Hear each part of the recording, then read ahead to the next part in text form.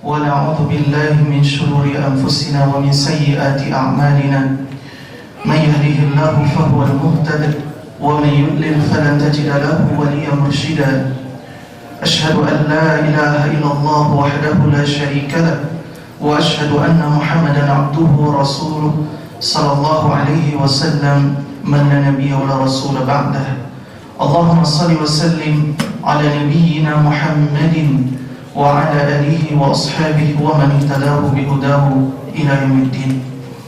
Yang sama-sama kita hormati Bapak Ketua DKM Masjid Husnul Khatimah beserta seluruh jajaran takmir, yang sama-sama kita hormati bapak-bapak, ibu-ibu sekalian, jamaah salat isya dan tarawih dan jamaah i'tikaf. Mudah-mudahan kita selalu diberikan kesehatan oleh Allah Subhanahu wa taala dan diberikan keistiqomahan untuk selalu taat kepada Allah Subhanahu wa taala. Segala puji bagi Allah, tidak ada yang bisa kita puji kecuali Allah Subhanahu wa taala. Kita berlindung kepada Allah Subhanahu wa taala dari sisi buruk diri kita dan dari buruknya amalan-amalan kita. Siapa yang diberikan petunjuk oleh Allah, maka tidak ada satu orang pun yang sanggup menyesatkannya. Namun ketika kita tidak lagi diperdulikan oleh Allah, tidak lagi diperhatikan oleh Allah, maka tidak ada satu orang pun yang mampu menasihati kita. Tidak ada satu orang pun yang membantu dan memberikan petunjuk kepada kita. Ikhwatal iman, tanpa terasa Ramadan tinggal beberapa hari lagi, dan para ulama telah sepakat tentang fadilah dan keutamaan bulan Ramadan dibandingkan bulan-bulan yang lain. Sebagaimana mereka juga sepakat tentang fadilah 10 Ramadan yang terakhir.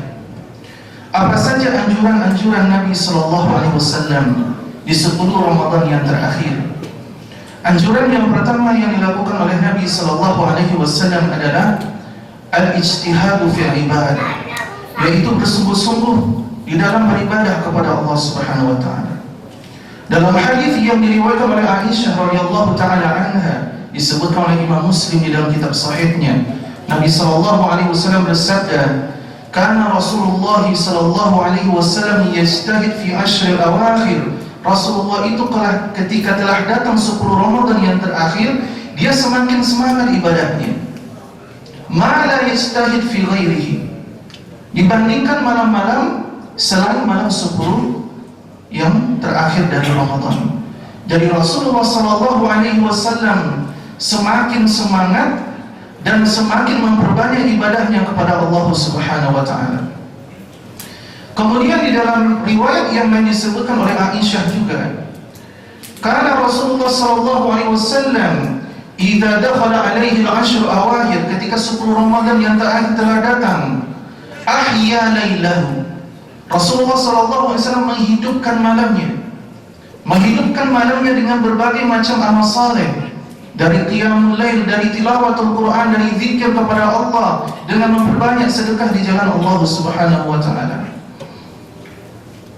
Wa aiqadha ahlahu, kemudian Nabi SAW juga membangunkan keluarganya. Jadi dia tidak sendiri menghidupkan malamnya, dia bangunkan keluarganya, dia bangunkan istri-istrinya untuk memanfaatkan di 10 Ramadan yang terakhir. Wajadda wasyadda mizarahu, kemudian Nabi semakin semangat, semakin giat dalam beribadah, mengencangkan ikat pinggangnya. Arti mengencangkan ikat pinggangnya sampai-sampai Nabi SAW memisahkan diri dari istrinya. Artinya selama 10 Ramadan yang terakhir sampai beliau tidak mencampuri istrinya, saking fokusnya beliau di dalam beribadah kepada Allah Subhanahu wa taala. Kemudian anjuran yang kedua dari Nabi sallallahu alaihi wasallam adalah al-i'tikaf, yaitu amalan i'tikaf yang sangat dianjurkan oleh Nabi sallallahu alaihi wasallam. Al-i'tikaf disebutkan oleh para ulama al-lubsu fil masjid, menetap dan berdiam di masjid dalam beribadah kepada Allah Subhanahu wa taala dan memperbanyak ketaatan kepada Allah Subhanahu wa taala. Jadi tidak ada iktikaf di hotel, tidak ada iktikaf di rumah bagi laki-laki. Karena Nabi sallallahu alaihi wasallam melakukan iktikaf itu di masjid. Seperti hadis yang diriwayatkan oleh Aisyah radhiyallahu taala anha, kana Rasulullah sallallahu alaihi wasallam kana ya'takif fi ashr al-awakhir. Nabi sallallahu alaihi wasallam selalu beriktikaf di 10 Ramadan yang terakhir hatta tawaffahu Allah, sampai beliau diwafatkan oleh Allah Subhanahu wa taala. Setelah Rasulullah sallallahu alaihi wasallam wafat, thumma ya'takafa azwajuhu min ba'di. Kemudian istri-istrinya mengikuti Rasulullah, tetap mempertahankan sunnah tersebut setelah wafatnya Rasulullah sallallahu alaihi wasallam. Untuk apa harus beriktikaf? Untuk fokus dalam beribadah kepada Allah, supaya dunia itu tidak lagi menyibukkan kita. Pekerjaan-pekerjaan yang mungkin menyibukkan kita selama ini itu tidak lagi membuat kita sibuk, tetapi bagaimana kita fokus dalam beribadah kepada Allah, maka disyariatkanlah ibadah i'tikaf ini. Kemudian anjuran yang ketiga dari Nabi SAW adalah irtinamul awqat, mempergunakan seluruh waktu yang ada, tidak menyia-nyiakan waktu. Apalagi Ramadan tinggal seminggu. Dalam sebuah riwayat disebutkan juga oleh Aisyah radhiyallahu taala anha, naha Rasulullah sallallahu alaihi wasallam 'anil wisal fi siyam. Al-wisal itu adalah sekelompok orang yang berpuasa 2 hari atau 3 hari, dia tidak berbuka. Siang dan malam dia tidak berbuka. Jadi puasa terus-menerus selama 2 hari dan 3 hari. Kemudian sekelompok sahabat melihat Nabi SAW melakukan hal itu. Atuwasil anta ya Rasulullah, apakah engkau melakukan al-wisal ya Rasulullah? Kemudian Rasulullah berkata kepada sahabat, kalian jangan ikuti saya dalam hal ini. Saya melakukan hal ini, kata Nabi SAW, karena saya malu kepada Allah Subhanahu wa taala, karena terus dikasih makan dan dikasih minum. Nah, begitu tawaduknya Rasulullah SAW. Jadi ada amalan-amalan tertentu itu disyariatkan khusus untuk Nabi dan tidak harus diikuti oleh umatnya dan para sahabat. Kemudian yang terakhir, anjuran yang terakhir yang dianjurkan dan sangat dianjurkan oleh Rasulullah adalah at-taharri bi lailatul qadar, mencari malam Lailatul Qadar, bukan menunggu tetapi mencari. Dalam hadis yang diriwayatkan oleh Aisyah juga dan sahabat Nabi Abi Hurairah juga, Nabi SAW bersabda, fa inni uritu Lailatul Qadar, telah diperlihatkan kepadaku malam Lailatul Qadar, kata Nabi SAW. Innahu fi ashril awakhir, dia itu berada di 10 Ramadan yang terakhir. Wa inni unsituha, aku dibuat lupa oleh Allah Subhanahu wa taala kapan waktunya. Tetapi Nabi SAW memberikan indikasinya, yaitu innahu fil witr, dia itu terjadi pada malam yang ganjil. Ra'aitu ka'anni asjudu fi ma'i wa tin, fi tinin wa ma. Ketika Nabi SAW diperlihatkan malam Lailatul Qadar, seakan-akan Nabi melihat dia sujud di atas tanah yang becek. Kemudian apa tanda-tandanya dari malam Lailatul Qadar tersebut? Disebutkan oleh Nabi SAW di beberapa hadis. Yang pertama, suhu pada malam Lailatul Qadar itu tidak panas dan tidak dingin, jadi suhunya stabil. Kemudian yang kedua, cuaca begitu cerah sekalipun tidak ada bulan. Kemudian tidak ada bintang yang jatuh atau meteor yang jatuh pada malam hari itu. Karena meteor yang jatuh itu sebenarnya adalah bagaimana Allah Subhanahu wa taala melempari setan atau jin yang berusaha untuk mengintip atau mendengarkan berita-berita langit.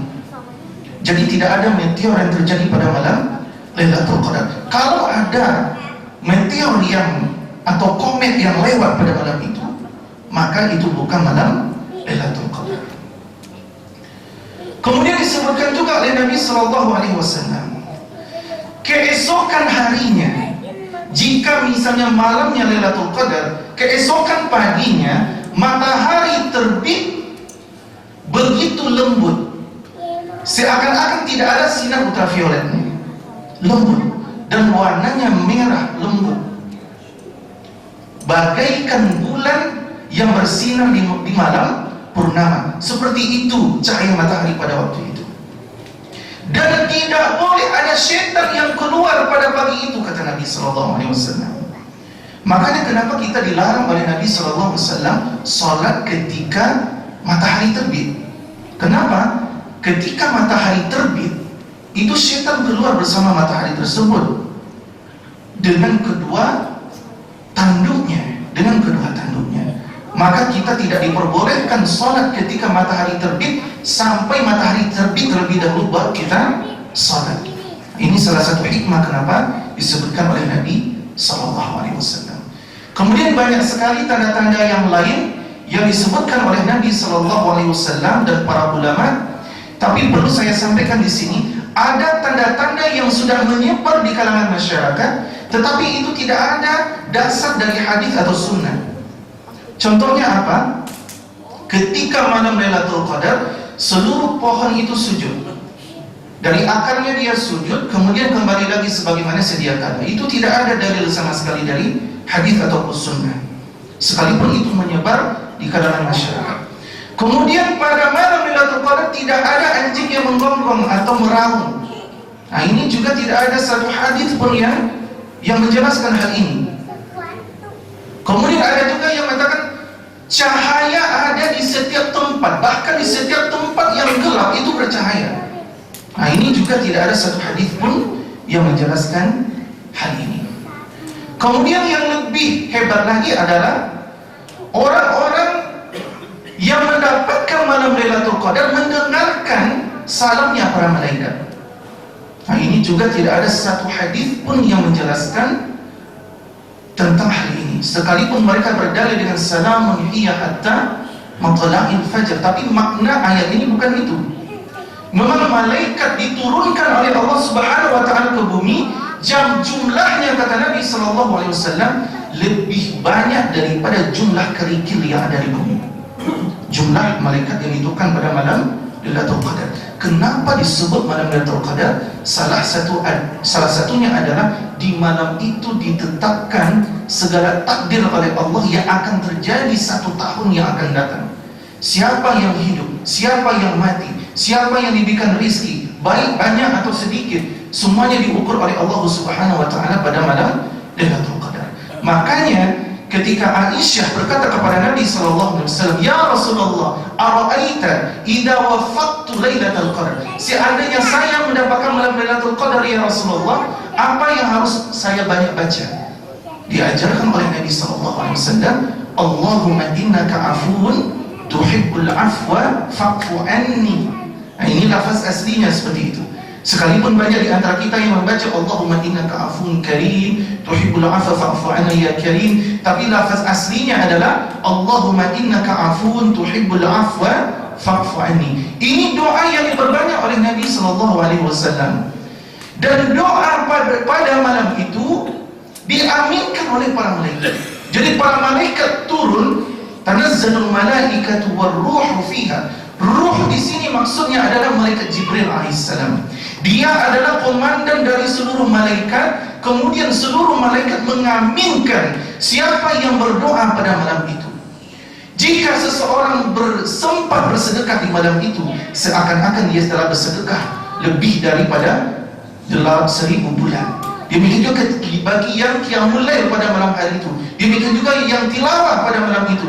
Demikian juga yang birrul walidain pada malam itu.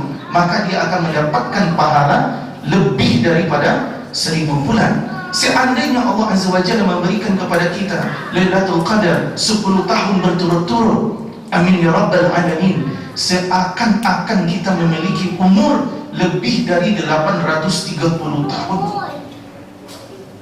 Karena umur umat Nabi itu pendek-pendek, baina sittina wa sab'in, hanya antara 60 sampai 70. Rata-rata umur umat Nabi Muhammad sallallahu alaihi wasallam. Jadi Allah memberikan akselerasi pahala, percepatan pahala untuk umat Nabi Muhammad sallallahu alaihi wasallam. Mudah-mudahan sedikit yang saya sampaikan ini bisa menjadi motivasi bagi kita semuanya untuk menggunakan hari-hari yang masih ada dari bulan suci Ramadan. Wabillahi taufiq wal hidayah. Wassalamualaikum warahmatullahi wabarakatuh.